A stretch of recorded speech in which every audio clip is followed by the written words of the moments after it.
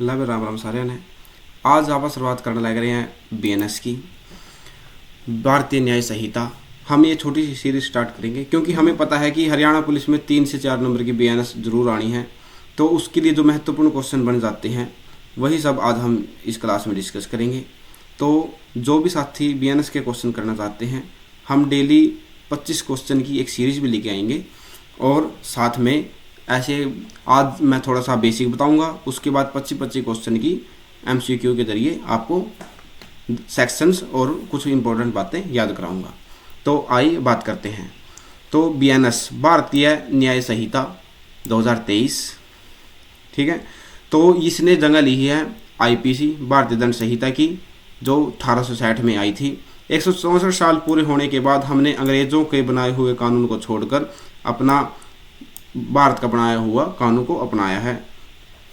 जो आईपीसी का मुख्य उद्देश्य था अपराधियों को दंड देना, ठीक है, अपराधियों के दंड को केंद्रित करना। और बीएनएस का जो मुख्य उद्देश्य है वो है नागरिकों को न्याय प्रदान करवाना। तो ये महत्वपूर्ण बातें हो जाती हैं। इसमें 2 महत्वपूर्ण तिथियां हो जाती हैं कि इस कानून को राष्ट्रपति ने मंजूरी कब दी, दूसरा हो जाता है कि इसके लागू होने की तिथि कब है। अगर हम राष्ट्रपति की मंजूरी की बात करें तो 25 दिसंबर 2023 को भारत के राष्ट्रपति ने मंजूरी दी थी और ये लागू हुआ था 1 जुलाई 2024 को पूरे भारत में लागू हो गया था।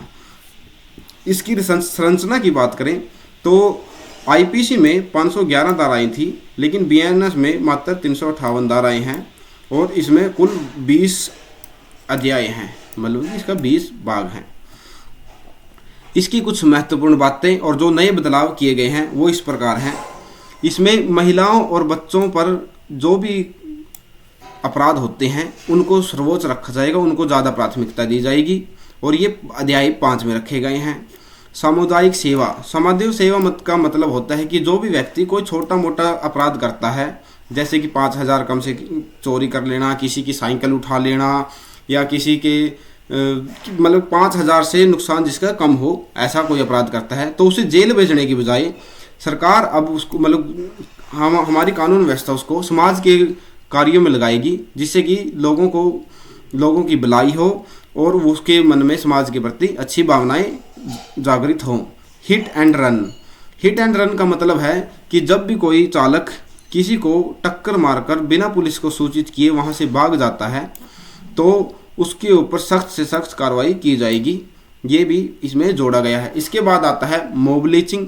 मॉब लिंचिंग में जब 5 या 5 से अधिक लोगों की भीड़ किसी जाति, धर्म, लिंग के आधार पर किसी व्यक्ति की हत्या कर देते हैं। दोबारा सुनिए, ये क्वेश्चन इस तरह से भी इंपॉर्टेंट हो जाता है कि मॉब लिंचिंग किसे कहते हैं। ये ऐसा भी आ सकता है या ऐसा आ सकता है 5 या 5 से अधिक लोगों की भीड़ जब किसी व्यक्ति को मार दे या किसी की हत्या कर दे किसी भी जाति, धर्म, लिंग के आधार पर, तो उसे क्या कहा जाता है, तो उसे कहा जाता है मॉब लिंचिंग। संगठित अपराध, जितने भी आज डिजिटल अपराध होते हैं, आपके साथ साइबर ठगी हो गई, आपका कोई अकाउंट हैक हो जाता है या कोई किसी आर्थिक या साइबर अपराध, जो भी आतंकवादी घटनाएं होती हैं, इसमें बहुत सारी चीज़ें आ जाती हैं। तो ऐसे अपराधों को संगठित अपराध कहा जाता है। तो आज के लिए इतना ही रखते हैं। हम नेक्स्ट वीडियो में 25 क्वेश्चनों का एक सेट लेके आएंगे बीएनएस का और उससे आपके बीएनएस की तैयारी अच्छे से हो जाएगी और मैं उम्मीद करूंगा कि इन क्वेश्चनों से ही आपके बीएनएस के क्वेश्चन बन जाएं। इसके लिए आप तैयारी पर लगे रहें। जय हिंद, जय भारत।